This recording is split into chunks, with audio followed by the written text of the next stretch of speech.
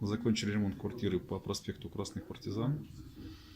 Сделали новый фартук из керамической плитки. Выровняли стены. Наклеили обои. Покрасили потолки. Сделали искусственный камень на стену.